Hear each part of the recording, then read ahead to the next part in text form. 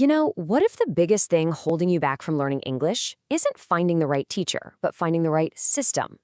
Well, today we're unlocking a complete, practical system for teaching yourself English and really getting fluent, all on your own. I totally get it. The idea of learning a whole language by yourself can feel, well, huge, maybe even impossible. If you've ever thought, where do I even begin? You are definitely not alone in feeling that way. But that feeling of being lost, it ends today. Because this system, it's built on proven, practical methods, and it's going to be your clear path forward. So let's start with the foundation. Okay, the absolute bedrock of this entire system is building a daily English habit.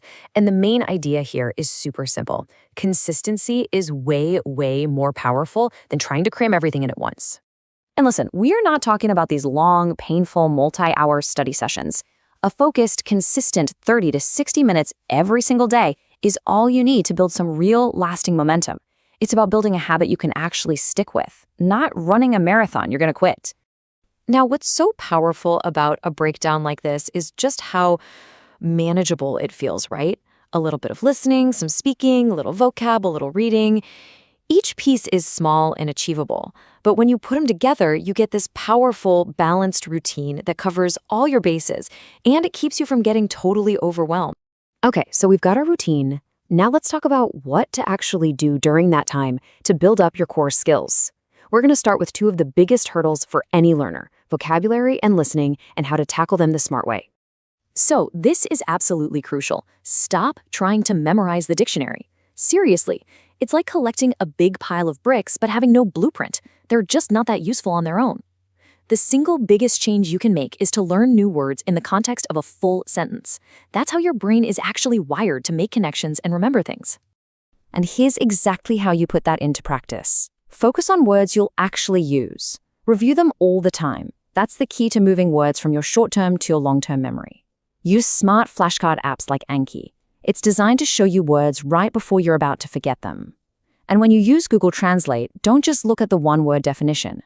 Study those example sentences to see how the word is actually used.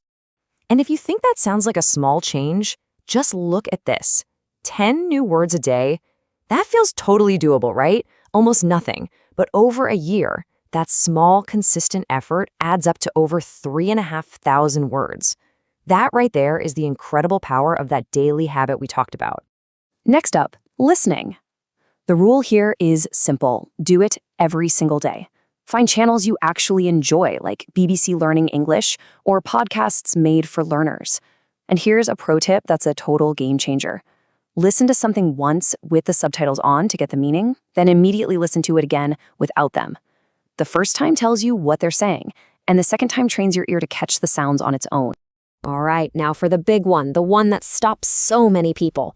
But I have no one to practice speaking with. We're about to solve that right now. You can, and you absolutely should, start speaking from day one, all by yourself. And here's how you do it. Look, it might feel a little strange at first, but trust me, it is so effective. Talk to yourself. Just narrate your day. Ask yourself a question and then answer it out loud. And try shadowing. That's where you listen to a sentence from a video and try to repeat it right away, copying the speaker's rhythm and pronunciation. It's like physical therapy for your mouth. So what does that actually sound like? Something as simple as this. You're just describing your morning. This isn't about having some deep, complex conversation. It's just about getting your brain comfortable forming English sentences and training your mouth muscles to say them. As you speak more, you'll naturally want to build up your pronunciation confidence. And there are some amazing free tools for this. Use a site like Youglish. You can type in a word and see it used in thousands of real YouTube videos. Use Google's little speaker icon to hear the perfect pronunciation of a word. And remember, practice repeating full sentences to get the natural rhythm of the language, not just single words. Okay, so we've covered the practical skills, but you know what? None of that matters with the right mindset. This is the mental engine that's going to power you through when things get tough and keep you going for the long haul.